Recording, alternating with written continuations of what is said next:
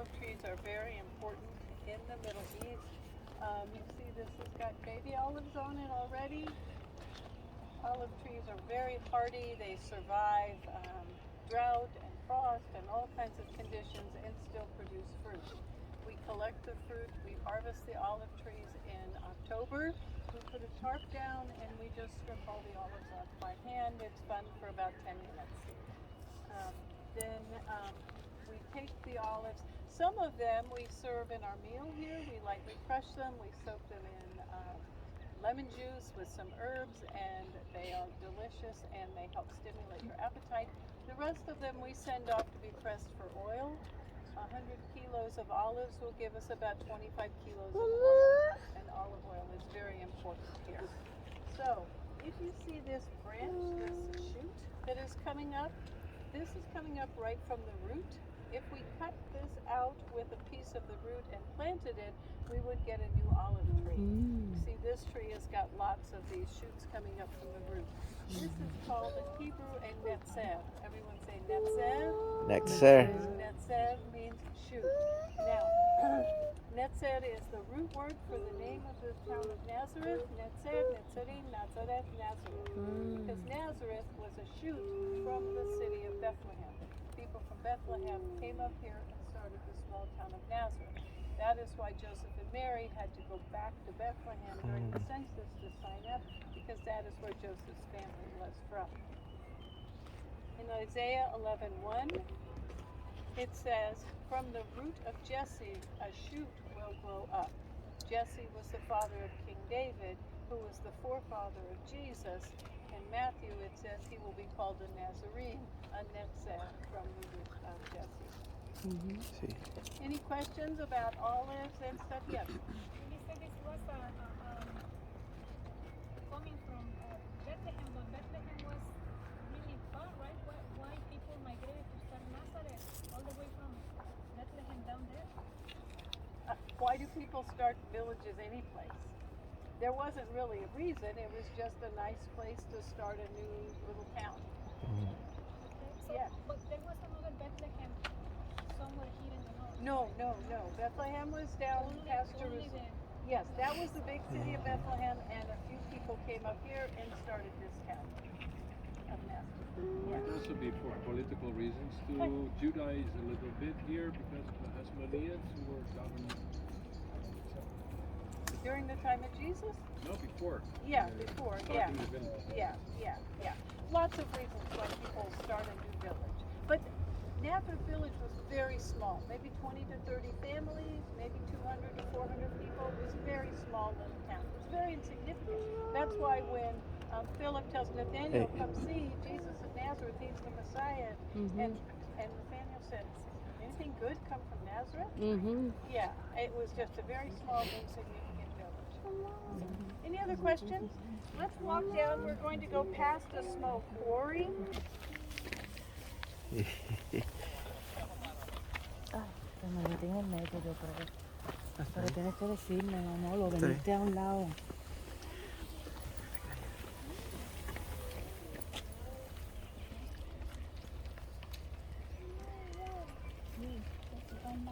Donkey pulls the threshing board around and it knocks the grains of wheat off of the stalks. This is all. Hello, good morning. Usually this time of every year, we cut all the wheat from this field with the sickle on this side.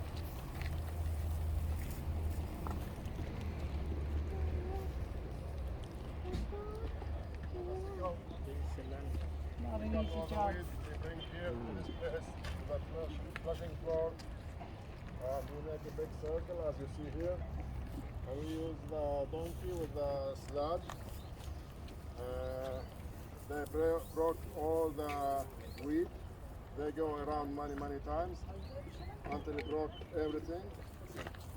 Next afternoon we take this winnowing fork.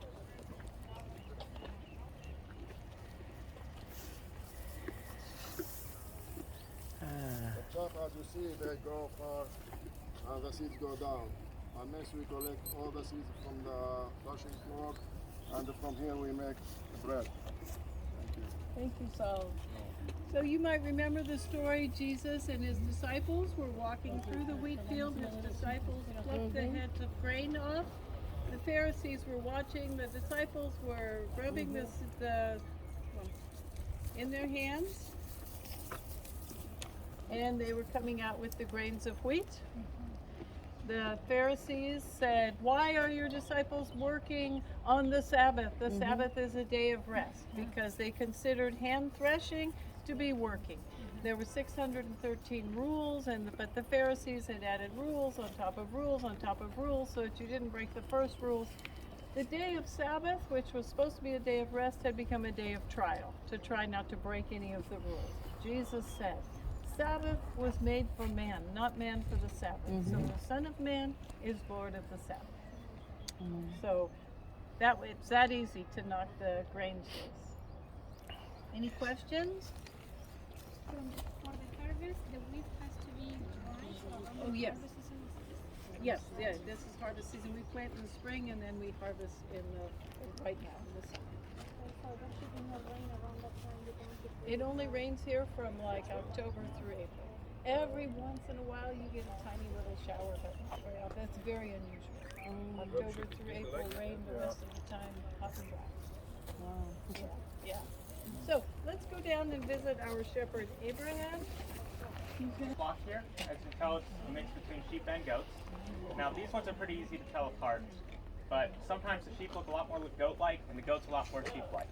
If that's the case, and they're up on the hillside, does anyone know how you can tell them apart at a distance? The sound. They do sound a little different, just looking The, at ha- the flock. the hair. The hair? So, a lot of times they will look pretty similar. The biggest difference that's always the same is sheep will always have their tails down and goats will always have their tails out. Ah. So in the Bible, Jesus compares us to sheep. Now sheep are pretty dumb and will get themselves into a whole lot of trouble. But a sheep will follow its shepherd, just as Jesus is our good shepherd and we should follow him. Goats, on the other hand, are also dumb, but they do not follow their shepherd. And they will get themselves into a whole lot of trouble, and it's much harder to bring them back. Now, just as you can tell them apart, in some ways, Jesus knows those who are his. He will protect his flock, the sheep, and in the last day he will separate the sheep from the goats, the believers from the unbelievers. Okay.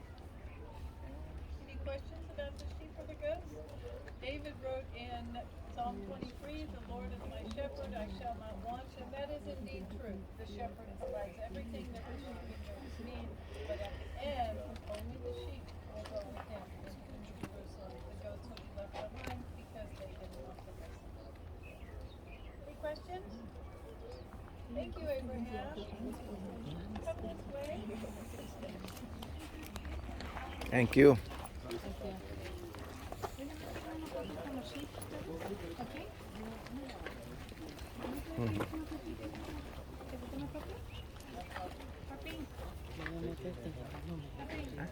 ¿Puedes tomar una foto, Isabel? Aquí. Elizabeth. So our first century replica tomb, we started carving it out of the hillside with hammers and chisels. We ended up with jackhammers because it is bedrock. In the first century, as is now, burials were very important. As a matter of fact, the first burial mentioned in the Bible was the burial of Sarah. Abraham bought the cave of Machpelah and buried her there, and he was buried there. His sons were buried there. So for generations, burial